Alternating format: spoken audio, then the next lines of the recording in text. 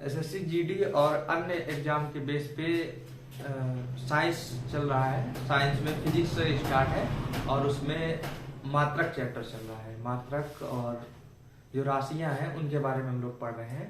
तो राशियों में पढ़ रहे हैं हम लोग दूरी के बारे में। दूरी और लंबाई, लंबाई को किस चीज में मापा जा सकता है, जैसे कि लिख देगा आपसे 10 की पावर -6, इसको क्या बोलेंगे, कितने मीटर बोलेंगे। इस तरह से कई क्वेश्चन चल रहे हैं। तो उसी के क्रम में बीच में ब्रेक हो गया था, उसके आगे चलते हैं। ठीक है, तो पहला क्या है कि यदि हमको दूरी मापना है या लंबाई मापना है, दूरी या लंबाई मापना है, तो किस रूप में उसको लिखा जा सकता है।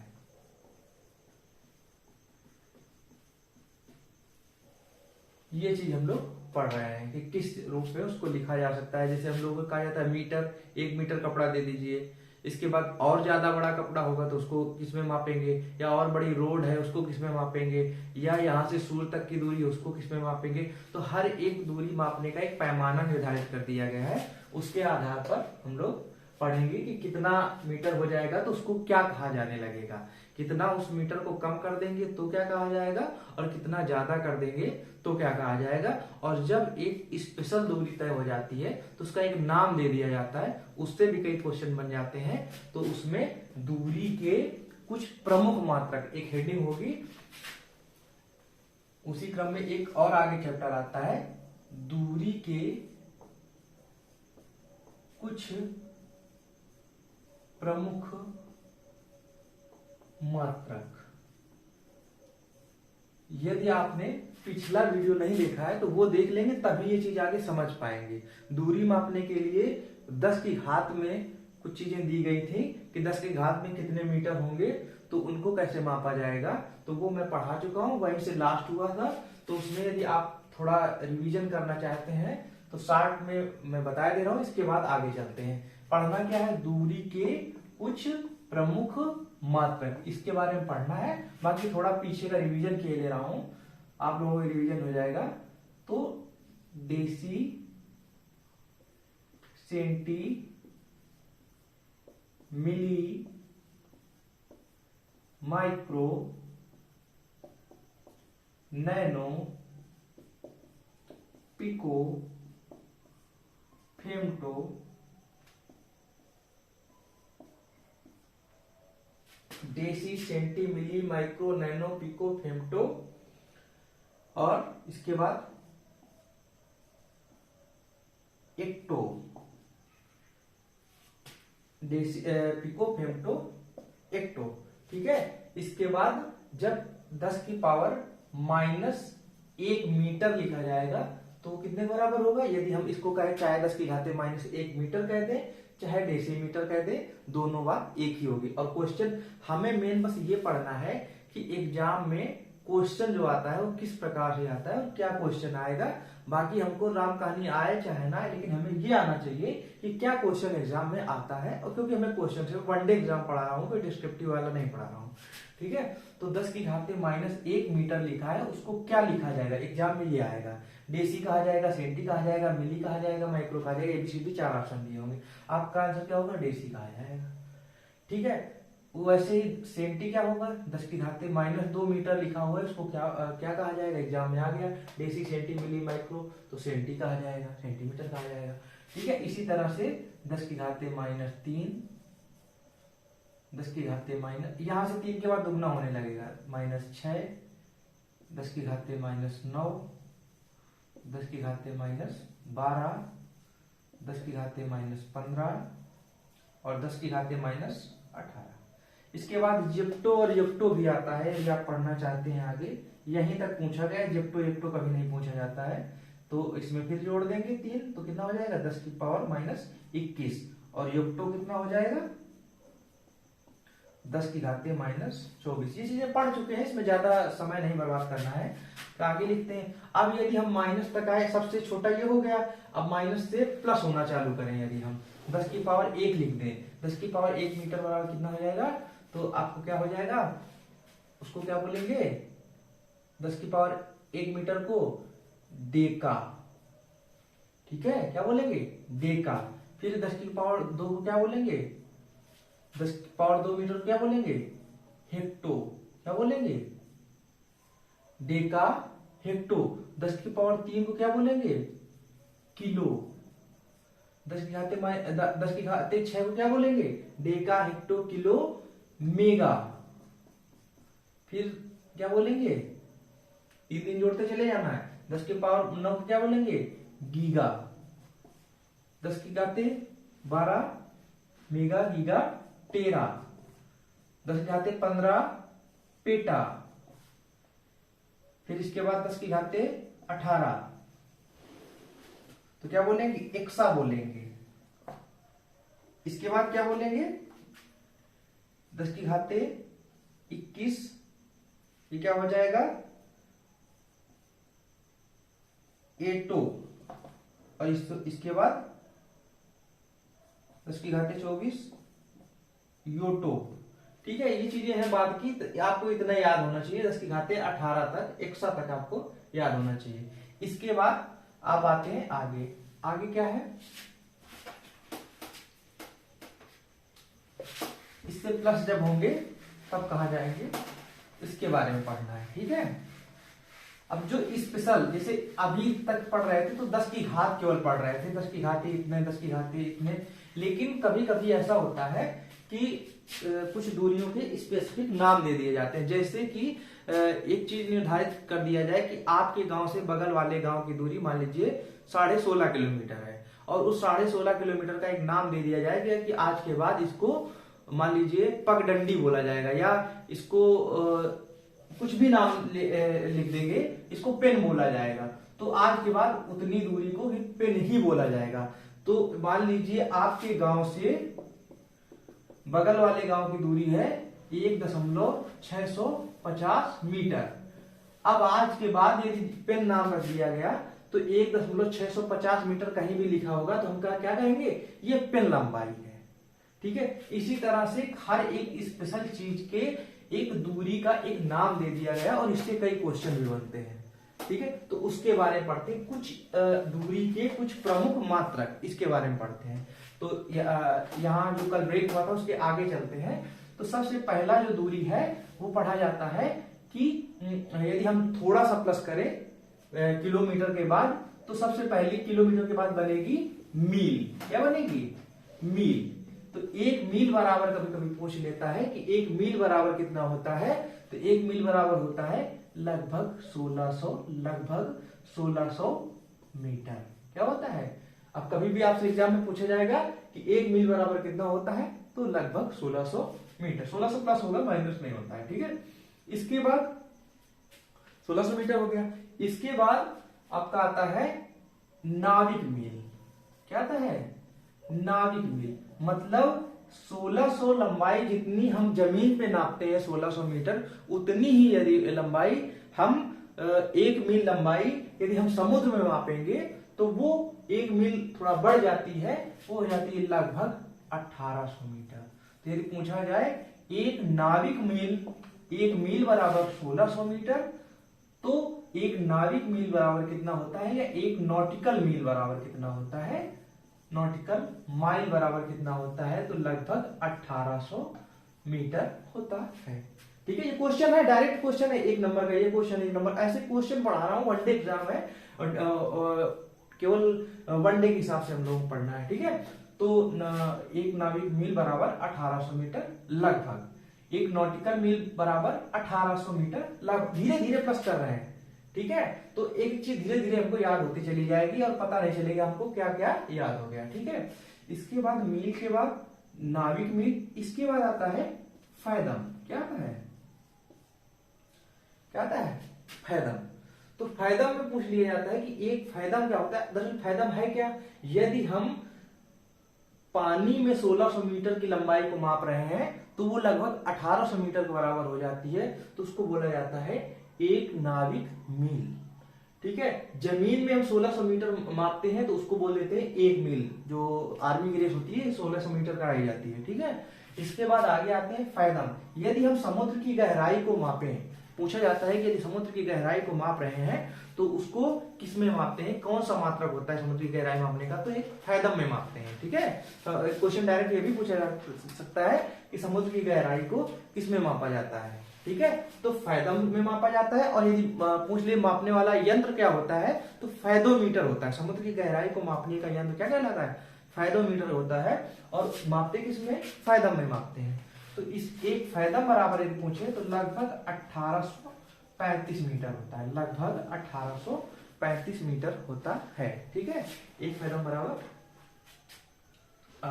1835 मीटर। ठीक है, इसके बाद आगे आते हैं, इसके बाद फिर आगे आते हैं। तो आगे क्या होगा, फैदम के बाद फिर थोड़ा सा लंबाई हम बढ़ाएंगे, बस लंबाइयां बढ़ती चली जा रही है और हमको एक याद करना है। ठीक है, इसके बाद आपको एक चीज मैं माइनस में एक चीज नहीं बताया हूं, उसको आप ऐड कर लीजिए, उसको मैं जोड़े दे रहा हूं।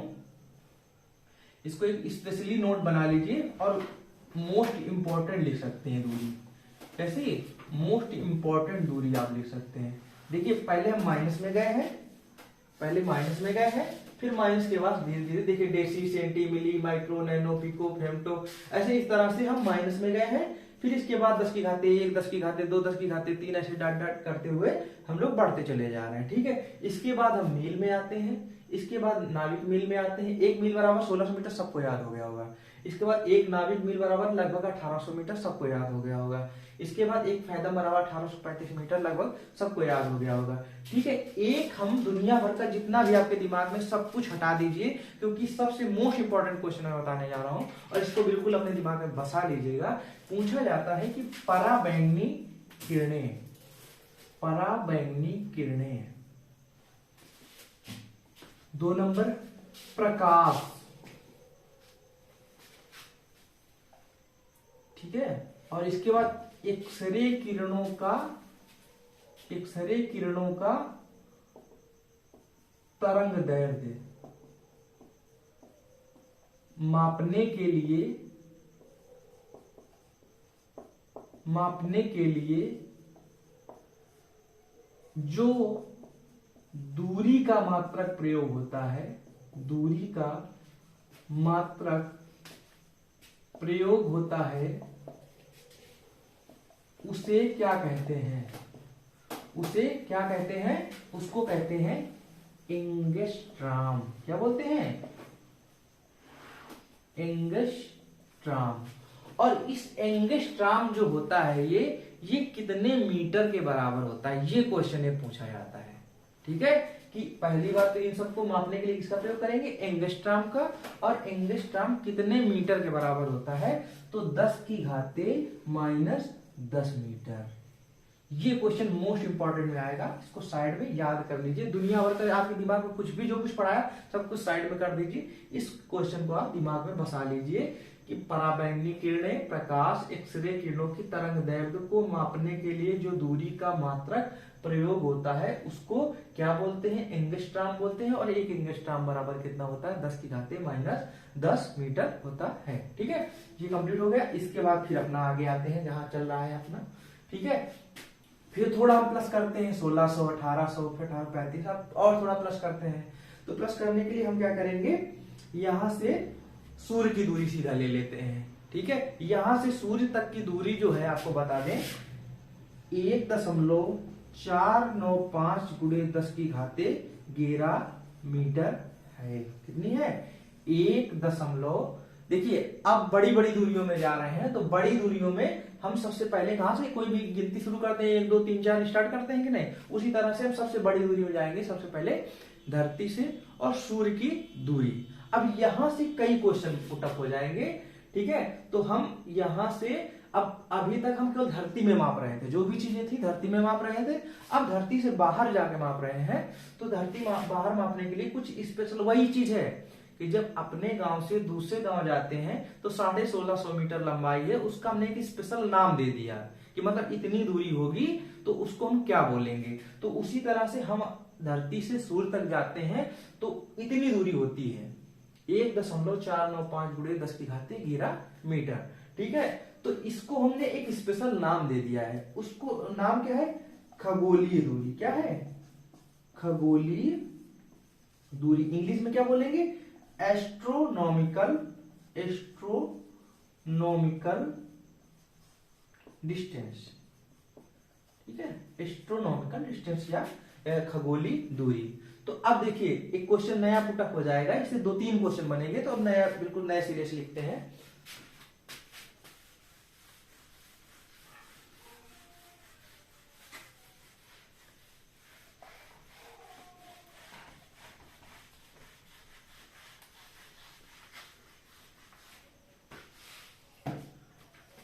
नए सिरे से चालू करते हैं कि यदि पूछा जाए पृथ्वी से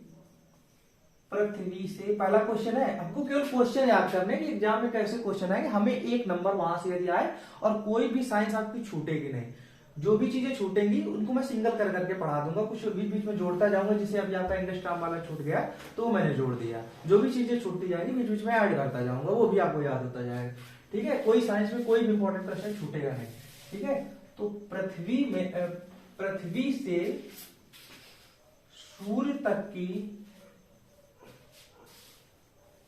दूरी को क्या कहा जाता है? क्या कहा जाता है? तो इसका आंसर क्या हो जाएगा? खगोलीय दूरी। पहला क्वेश्चन, ये क्वेश्चन बना यहां से कि पृथ्वी से सूर्य तक की दूरी को क्या कहा जाता है? खगोलीय दूरी। ठीक है, 1 AU एस्ट्रोनॉमिकल यूनिट, एक एस्ट्रोनॉमिकल यूनिट खगोलीय दूरी कहा जाता है। अब पूछेगा एक खगोलीय दूरी कितने मीटर के बराबर होती है? एक खगोलीय दूरी कितने मीटर के बराबर होती है? मार्कर चेंज कर दे। तो ये होती है 1.495 गुणे 10 की घाते 1.495 गुणे 10 की घाते 11 मीटर। ठीक है, इतनी होती है धरती से सूर्य तक की दूरी। ठीक है, अब इससे बड़ी जो दूरी होती है उससे फिर क्वेश्चन बनता है। 2011 में जो एसआई का एग्जाम हुआ था उसमें अगला वाला क्वेश्चन पूछा गया है। तो पहले थोड़ा इजी आता था, अब दरोगा का आप एग्जाम देंगे, एसआई का देंगे तो और हार्ड होगा। ठीक है, तो उसमें पूछा गया था क्वेश्चन कि अगला है, इससे जो बड़ा है वो है प्रकाश वर्ष। इससे बड़ा क्या है? प्रकाश वर्ष। दरअसल कभी कभी ये कंफ्यूजिंग हो जाता है। वर्ष माने होता है समय। क्या होता है? समय होता है वर्ष माने। ठीक है, तो कभी कभी ये क्वेश्चन ऐसे पूछ लिया जाता है एग्जाम में कि प्रकाश वर्ष से क्या मापा जाता है? ए नंबर दे देगा समय, बी नंबर दे देगा द्रव्यमान, सी नंबर दे देगा त्वरण और डी नंबर दे देगा दूरी। तो आपका आंसर हो जाएगा दूरी। क्या हो जाएगा? दूरी। जबकि कुछ लोग जो जिनको नहीं मालूम है, थोड़ा कम उन्होंने पढ़ाई कर रखी है, तो समस्या ये होती है वो लोग क्या कर देते हैं? समय कर देते हैं, क्योंकि वहां वर्ष लिखा है तो सोचते हैं समय होगा। जबकि प्रकाश वर्ष क्या है आप समझ लीजिए। प्रकाश वर्ष से जो क्वेश्चन बनता है वो क्या है? तो प्रकाश वर्ष क्या है? प्रकाश वर्ष है एक समय में, एक वर्ष में, प्रकाश वर्ष क्या है? एक वर्ष में प्रकाश द्वारा, एक वर्ष में प्रकाश द्वारा चली गई दूरी को प्रकाश वर्ष कहते हैं। और ये एग्जाम में आया था क्वेश्चन कि प्रकाश वर्ष क्या है? समय का मात्रक है, दूरी का मात्रक है, इस तरह पूछा गया था। ठीक है, तो प्रकाश वर्ष किसका मात्रक है? दूरी का मात्रक है। प्रकाश वर्ष क्या है? एक वर्ष में प्रकाश द्वारा चली गई दूरी को प्रकाश वर्ष कहते हैं। ठीक है, अब ये कितने मीटर के बराबर होता है? वही गांव वाली बात याद कर लीजिए, मतलब एक स्पेशल नाम दे दिया गया उतनी दूरी को, या मतलब एक वर्ष में जितना प्रकाश चल लेता है दूरी, निर्वात में चली गई दूरी। एक चीज और ऐड कर सकते हैं, एक वर्ष के प्रकाश द्वारा निर्वात में, निर्वात मतलब जहां कुछ भी ना हो, जहां वायु ना हो, ध्वनि ना हो, ए टू जेड कुछ भी ना हो, उसको निर्वात बोलते हैं, जैसे अंतरिक्ष में कुछ भी नहीं है। ठीक है, तो पूछा जाता है एक प्रकाश वर्ष बराबर क्या होता है, तो एक प्रकाश वर्ष बराबर होता है 9.46 गुणे 10 की घाते 15 मीटर। दो क्वेश्चन बने, प्रकाश वर्ष किसकी इकाई है, तो दूरी मापने की इकाई है। दूसरा, एक प्रकाश वर्ष बराबर कितना होता है, तो 9.46 गुणे 10 की घाते 15 मीटर होता है। ठीक है, तो प्रकाश वर्ष से जो क्वेश्चन आता है वो क्लियर हो गया। दूरी चल रही है, दूरी के बारे में हम लोग पढ़ रहे हैं। ठीक है, आगे आते हैं। अब इससे बड़ी जो इकाई है दूरी नापने की, ये मीटर चल रहे हैं। अभी आपसे कह दिया जाए कि कपड़ा नापो तो 1 मीटर लेके बैठ जाते हो छोटा सा, उसी तरह से यदि हमको बड़ी दूरियां मापना है, बड़ी बड़ी दूरियां मापना है, तो उसके लिए हम क्या लेके बैठेंगे, तो उसी को माप के लिए है कि यदि एक साल में प्रकाश जितना दूरी चलता है तो कितनी दूरी चलता है, 9.46 गुणे 10 की घाते 15 मीटर चलता है। अब इससे बड़ी दूरी क्या होती है, पारसिक। पूछा जाए पहला क्वेश्चन तो पारसिक से एक डायरेक्ट बन जाता है कि दूरी मापने की, आपसे एग्जाम में आएगा, जैसे आप कई अन्य जगह यूट्यूब वगैरह अन्य जगह पढ़ते होंगे, तो वहां पे क्या होता है कि पढ़ाया तो बहुत कुछ जाता है लेकिन क्वेश्चन आपको नहीं मिल पाते हैं। आप बहुत सारा 2 घंटे 3 घंटे वीडियो पढ़ते हैं, क्वेश्चन मुश्किल से 7-8 क्वेश्चन भी नहीं बनते। और हमारा क्या उद्देश्य है कि ज्यादा से ज्यादा क्वेश्चन कंप्लीट करना, आपको थ्योरी भी आ जाए और आपके क्वेश्चन भी कंप्लीट हो जाए। ठीक है, तो दूरी मापने की सबसे बड़ी इकाई क्या है। ठीक है, पहला क्वेश्चन तो ये हो जाएगी पारसेक। अच्छा, इसको पारसेक क्यों कहा जाता है, मतलब पार सेकंड, जो दूरी सेकंड को भी पार कर जाए उसको कहते हैं पारसेक। पारसेक मतलब जो सेकंड को भी पार कर जाए उसको बोलते हैं पारसेक। ठीक है, तो ये प्रकाश वर्ष से बड़ी है, तो जाहिर है कि इसमें प्रकाश वर्ष इसके अंदर आ जाएगा, मतलब कई प्रकाश वर्ष मिला देंगे तब कहीं पारसिक बन जाएंगे। सबसे बड़ी दूरी की इकाई, इससे ज्यादा बड़ी कोई इकाई है ही नहीं। पूछा जाए दूरी मापने की सबसे बड़ी इकाई, डायरेक्ट पूछा जाएगा क्या है, तो एक नंबर में दे देगा आपका प्रकाश वर्ष,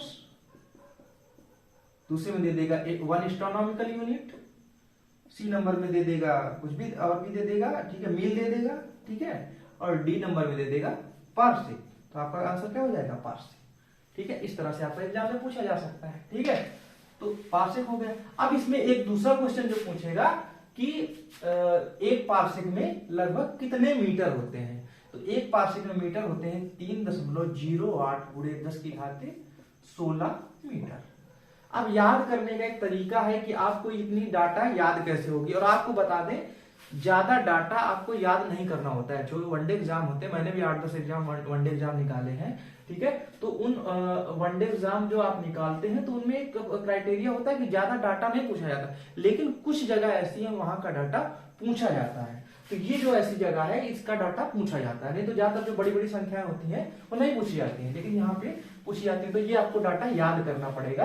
तो सबसे 3 चीजें हमने बड़े में पढ़ा, एक पढ़ा एक एस्ट्रोनॉमिकल यूनिट या खगोलीय दूरी, दूसरा हमने पढ़ा प्रकाश वर्ष या लाइट ईयर, और तीसरा हमने पढ़ा पारसिक। देखिए इसकी घात हमेशा याद रखिएगा, इसमें है पहले वाले में छोटी घात है 10 की घाते 11, दूसरे में है 10 की घाते 15 और तीसरे में 10 की घाते 16। ठीक है, इसमें है 1.495, एक सबसे छोटा है, इन तीनों के हिसाब से ये सबसे छोटा है, तो 1 से स्टार्ट करेंगे, गुणा कर देंगे। दूसरा है 9.46 गुणे 10 की घाते 15, और तीसरा हो जाता है, देखिए पहले छोटा था तो 1 आया और तीसरे में 3 आएगा, पारसिक तीसरे नंबर में आ रहा है तो 3 लिख दीजिए, 0.08 कर दीजिए, गुणा कर दीजिए, 10 की घाते 16 कर दीजिए, ये आपका पारसिक आ गया कि एक पारसिक में कितने मीटर होते हैं। ये हो गया आपका दूरी संबंधी। ठीक है, इसके बाद हमको क्या पढ़ना है, जैसे हमने पढ़ा मूल राशियां, क्या पढ़ा, मूल राशियां पढ़ा हमने, और होता क्या है मूल राशियों से ही मूल राशियों से ही कुछ और राशियां जुड़ करके बन जाती हैं, जिनको बोलते हैं व्युत्पन्न राशियां। क्या बोलते हैं? व्युत्पन्न राशियां। और इन व्युत्पन्न राशियों से के सीधे चैप्टर हैं। जैसे आगे आएगी एक व्युत्पन्न राशि बल। बल बराबर क्या होता है? द्रव्यमान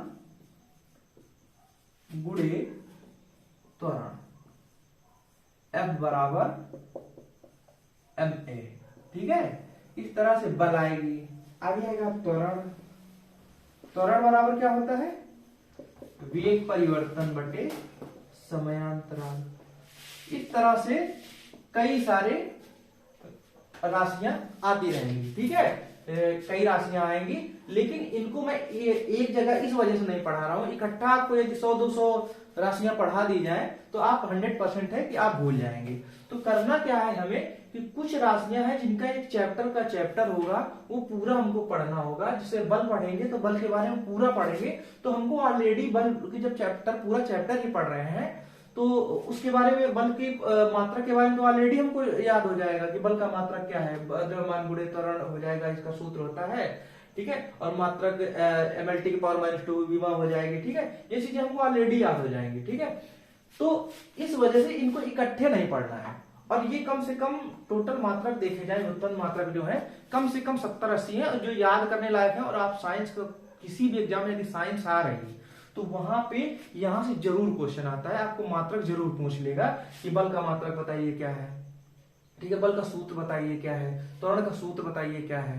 ठीक है, इस तरह से आपके क्वेश्चन आ जाते हैं। तो हमको करना क्या है कि डेली 5 से 6 हर एक वीडियो में मैं 5 से 6 मात्रक याद, कोई भी चीज, साइंस की कोई भी चीज आपकी छूटेगी नहीं, हर एक चीज इंपॉर्टेंट याद कराना है आपको।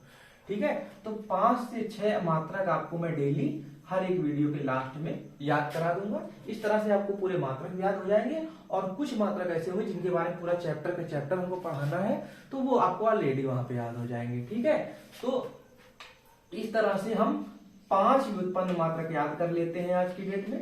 5 से 6 डेली पढ़ा दिया करेंगे। और इसके बाद आगे आता है आपका मोशन। हम मापन पढ़ रहे हैं।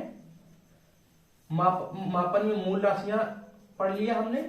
इसके बाद क्या पढ़ेंगे? मूल राशियों के बाद व्युत्पन्न राशियां। और व्युत्पन्न राशियों के बारे में हमको सिंगल पढ़ना है। एक सीधा बल पढ़ेंगे तो बल के बारे में पूरा पढ़ेंगे, त्वरण पढ़ेंगे तो त्वरण के बारे में पूरा पढ़ेंगे। तो ऐसे सिंगल बात में हमको पढ़ना है। लेकिन जो मुख्य राशियां हैं और उनसे केवल मात्रक ही पूछे जाते हैं, ज्यादा उनके बारे में ना पूछ करके मात्रक ही पूछे जाते हैं, उनके बारे में हमको थोड़ा पढ़ लेना है। ठीक है, कि इस राशि को किससे डिनोट करते हैं। तो इस तरह से हम केवल 5 आज याद कर लेंगे। हर एक वीडियो में 5 याद कराऊंगा, चाहे जो चैप्टर चल रहा हो। ठीक है, तो एक मात्रक है, मान लीजिए विद्युत से जुड़े पूरे याद कर लीजिए। विद्युत धारा को किस में मापते हैं? सीधा क्वेश्चन आ जाएगा, निम्न में से बताइए विद्युत धारा को किस में मापते हैं। ABCD ऑप्शन बना देगा, 4 कुछ भी लिख देगा। आप सब लोग ज्यादातर जानते हैं एम्पियर, किसमें मापते हैं? एम्पियर। ये रटने वाला विषय है। ये जो 5 चीजें मैं पढ़ाऊंगा तो रटना है आपको, और कुछ नहीं है, बाकी चीजें थोड़ा समझना है। ठीक है, तो ये विद्युत धारा हो गया एम्पियर। ठीक है, इसके बाद विद्युत वाला दूसरा याद करते हैं, विद्युत प्रतिरोध याद कर लेते हैं। क्या करते हैं? विद्युत प्रतिरोध। इसका मात्रक क्या है? ओम। क्या है? ओम। विद्युत प्रतिरोध का मात्रक ओम हो जाएगा। ठीक है, तीसरे नंबर में क्या हो जाएगा? विद्युत, देखिए विद्युत धारा ज्यादातर 90% बच्चे जो पढ़ रहे होंगे वो जानते होंगे कि विद्युत धारा का मात्रक एम्पियर होता है। ठीक है, प्रतिरोध समथिंग 70% लड़के होंगे जिनको याद होगा कि प्रतिरोध का मात्रक क्या होगा। अब इसके आगे वाला जो लिख रहा हूं उसमें शायद काफी बच्चों को नहीं आता होगा कि इसका मात्रक क्या होगा। ठीक है, तो प्रतिरोध माने होता है रोकना, मतलब विद्युत जो बह रही है उसको रोकने का काम जो होता है, तो कितनी दर से रोकी जा रही है उसी को ओम कहा जाता है। ठीक है, वही मात्रक होगा विद्युत प्रतिरोध का। अब विद्युत प्रतिरोध की जगह चालकता लिख दें, मतलब ये काम कर रहा है रोकने का और ये काम करेगा बढ़ाने का, कि जो रोक रहा है उसको बढ़ाने का काम करेगा, तो उसको कह देंगे विद्युत चालकता। तो विद्युत चालकता प्रतिरोध का जस्ट उल्टा है, तो ये जो मात्रक होता है वो भी उल्टा हो जाता है, तो ओम का कर देंगे मो। ओम है, इस ओम का उल्टा करेंगे तो मोह निकलेगा, तो मोह होता है। यदि पूछा जाए विद्युत चालकता का मात्रक क्या होता है, तो मोह होता है, और दूसरा सीमेंस होता है, सीमेंस भी बोलते हैं इसको, ठीक है, सीमेंस, मोह और सीमेंस। तीन याद हो गए, विद्युत से जुड़े भी आज याद कर लेंगे। और बता दें आपको, कोई एसएससी जीडी आप देंगे या पुलिस का कोई भी एग्जाम देंगे, जीडी में ज्यादातर पूछा जाता है, इस मात्रक पोर्शन से 1 नंबर का क्वेश्चन जरूर आना है। धीरे धीरे करके 7-8 क्लास में आपको 5-5 पढ़ाएंगे, 10-10 पढ़ाएंगे, आपका पूरा कंप्लीट हो जाएगा, मात्रक 1 नंबर श्योर हो जाएगा आपका, ठीक है। तो आगे आते हैं, विद्युत आवेश क्या है, एम्पियर याद ही होगा सबको। विद्युत प्रतिरोध ओम होता है, चालकता जस्ट प्रतिरोध का उल्टा होती है, मोह कर देंगे, और सीमेंस एक और याद कर लेंगे, ठीक है। इसके बाद विद्युत आवेश, विद्युत आवेश का क्या होता है, कूलाम, क्या होता है, कूलाम होता है, ठीक है। इसके बाद विद्युत धारिता, विद्युत धारिता ये क्या होता है, फैराडे, ठीक है। 5 आज याद कर लेते हैं हम लोग, 5 हो गए। विद्युत धारा एम्पियर, विद्युत प्रतिरोध ओम, विद्युत चालकता मोह या सीमेंस, विद्युत आवेश कूलाम, विद्युत धारिता फैराडे। इतने 5 हमने व्युत्पन्न मात्रक याद कर लिए। पहले मूल मात्रक पढ़े, मूल मात्रक मैंने पूरे पढ़ा दिए, साथ के साथ आपको याद भी करा दिए हैं।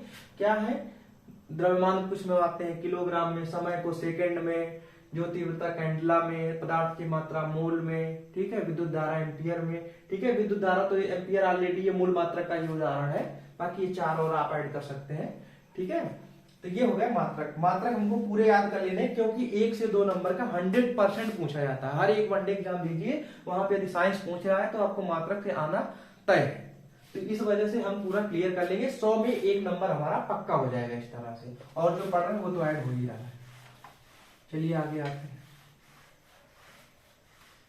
दूरी के बारे में लगभग हमको सब कुछ याद हो गया है, ठीक है। दूरी के बारे में थोड़ा और पढ़ते हैं, किसी चीज की लंबाई ज्ञात करना है तो उसके बारे में पढ़ ही चुके हैं, किन किन मात्रकों से मापेंगे। अब दूरी के बारे में थोड़ा और पढ़ते हैं, तो आता है, हेडिंग डालते हैं, दूरी। दूरी की परिभाषा क्या है। दरअसल हमको यदि वनडे एग्जाम देने जा रहे हैं, तैयारी कर रहे हैं कंपटीशन की, तो आपको मैं बता दूं कि परिभाषा के चक्कर में मत पड़िए। परिभाषा आप याद कर लीजिए, उससे उसके उदाहरण समझिए कि क्या क्या इससे क्वेश्चन बनते हैं। मेन आपको परिभाषा इतना नहीं पूछा जाता है किसी एग्जाम में, मेन आपसे उससे जुड़े तथ्य पूछे जाते हैं। फिर भी यहाँ बताए दे रहे हैं, ज्यादा मैं परिभाषाएं वगैरह नहीं बताऊंगा, याद है ऐसा नहीं है, बचपन में पढ़ा है काफी, ठीक है। तो लेकिन उनको परिभाषा ना पढ़ा करके उनसे जुड़े जो क्वेश्चन बनते हैं वो हमको पढ़ना है। और क्योंकि एग्जाम निकालना है हमको, ज्ञानी नहीं बनना, ज्ञानी तो है ही, थोड़ा बहुत ज्ञान होगा, लेकिन इतने बड़े ज्ञानी नहीं बनना हमको, केवल एग्जाम निकालने से मतलब है, ठीक है। तो दूरी मापने के लिए क्या क्या होता है, दूरी की परिभाषा हम थोड़ा समझ लें। क्या होता है, दूरी है किसी जैसे मान लीजिए एक वस्तु है और एक दूसरी वस्तु है, एक वस्तु ये है और एक ये वस्तु है, किसी वस्तु के सापेक्ष, किसी वस्तु के सापेक्ष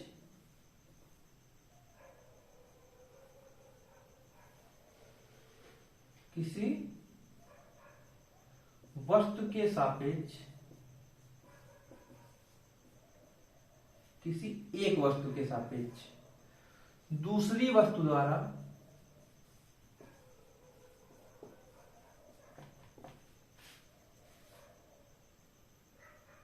किसी दूसरी वस्तु द्वारा जो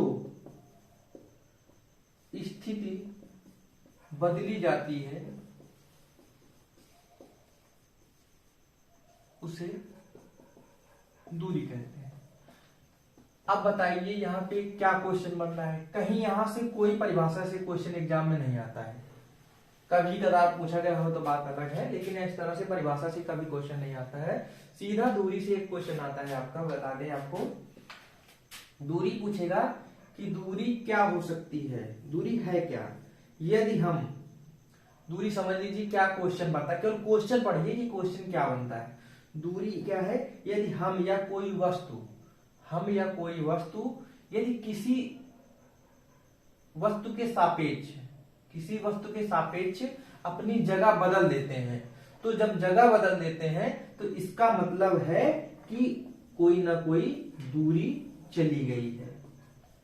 किसी वस्तु के सापेक्ष यदि हम अपनी, जैसे मान लीजिए हमारे सामने एक पेड़ लगा हुआ है, तो उससे मान लीजिए हम 5 मीटर की दूरी पर एग्जैक्ट खड़े हुए हैं, ठीक है। अब उससे यदि हम 5 से 6 मीटर भी दूर हो जाते हैं, या किसी दूसरी चीज से हम 2 मीटर दूर हो जाते हैं, कुछ भी 1 सेंटीमीटर भी दूर हो जाते हैं, कितना -1 मीटर, कुछ भी थोड़ा बहुत भी इधर उधर हो जाते हैं, तो उसका मतलब हमने क्या चली, दूरी चली। अब भी कोई क्वेश्चन नहीं बन रहा है। क्वेश्चन क्या बनता है, तो पूछा जाता है क्वेश्चन दूरी के बारे में कि निम्न में से, ये क्वेश्चन ये आएगा कि दूरी हमेशा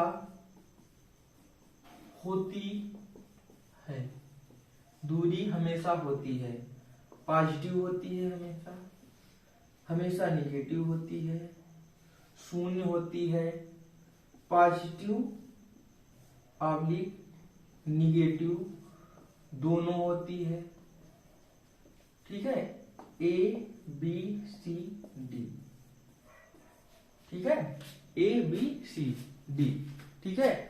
दूरी को का मात्रक क्या है, दूरी को मापते किसमें है, मीटर में। दूरी को मापते किसमें है, मीटर में मापा जाता है दूरी को, ठीक है। तो अब पूछेगा कि दूरी जो होती है वो कैसी होती है, पॉजिटिव होती है, निगेटिव होती है, जीरो होती है, या इनमें से दोनों होती है। तो आपको याद कर लेना है कि दूरी हमेशा पॉजिटिव होती है। दूरी कैसी होती है, पॉजिटिव। मतलब कोई वस्तु स्थिर है, थोड़ा सा भी हिल गई तो मतलब उसमें क्या तय कर लिया, दूरी तय कर लिया। वो दाएं बाएं किधर भी घूम जाए, इसको दिशा से कोई मतलब नहीं है। और जब दिशा से कोई मतलब नहीं होता है तो वो चीज केवल परिमाण से मतलब होता है, तो वो चीज कैसी हो जाती है, अदिश राशि होती है। इसमें दिशा ना दी गई हो उस राशि को क्या बोलते हैं, अदिश राशि बोलते हैं। तो दूरी कैसी राशि है, अदिश राशि है। कैसी राशि है, अदिश राशि है। देखिए अब दूरी से कितने क्वेश्चन बनेंगे, जो क्वेश्चन बनेगा हमें क्वेश्चन से मतलब है, हमको एग्जाम निकालना है, ठीक है। तो इसलिए हमको क्या करना है कि दूरी से पहला क्वेश्चन बनेगा, दूरी हमेशा होती है, तो कैसी होती है, हमेशा पॉजिटिव होती है, ठीक है। दूसरा क्वेश्चन ये बनेगा कि दूरी कैसी राशि है, सदिश है कि अदिश है, तो कैसी राशि है, अदिश है। तीसरा क्वेश्चन ये पूछेगा कि दूरी में दिशा होती है कि नहीं होती है, तो जो भी सदिश राशियां होती हैं उनमें दिशा होती है और अदिश राशियों में दिशा नहीं होती है। दूरी अदिश राशि है तो दिशा नहीं होगी। और हमने एक तरीका बताया था कि जिनमें ज्यादातर बा आए तो वो ज्यादातर कैसी राशियां होती हैं, सदिश राशियां होती हैं। तो आपका दूरी में न वा आ रहा है न बा आ रहा है, इस वजह से ये क्या है, अदिश राशि है, ठीक है। तो ये चीजें हो गई, ये 3-4 क्वेश्चन दूरी से बनते हैं, ठीक है। अब इसके बाद इसको मापते का है मैं, दूरी को मीटर में, ठीक है। दूरी के बाद क्या आता है, विस्थापन आता है। दूरी से जो क्वेश्चन बने आपको क्लियर हो गए ना आप लोगों को। अब आगे आते हैं विस्थापन, आता है विस्थापन। विस्थापन का मतलब क्या है, मीटर। इसको भी मीटर मापते हैं, उसको भी मीटर मापते हैं। समस्या यही है, कंफ्यूजन यही है। बहुत सारे लोग सोचते हैं इसको भी मीटर मापते हैं उसको भी मीटर मापते हैं, तो इसको अलग अलग क्यों पढ़ा जाता है, ठीक है। तो इसके लिए हमको याद कर लेना है कि दूरी जो है कि हम खड़े हैं, कहीं भी खिसक गए तो दूरी हो गई, लेकिन एक निश्चित दिशा में खिसके तो वो विस्थापन हो जाता है। मतलब परिमाण के साथ साथ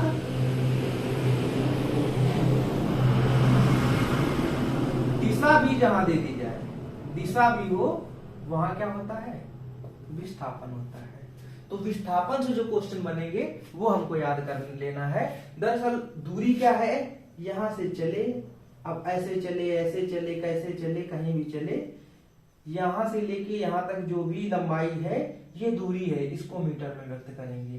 और विस्थापन समझिए क्या है। विस्थापन और दूरी में अंतर आज ही क्लियर हो जाएगा जिसको नहीं आता होगा।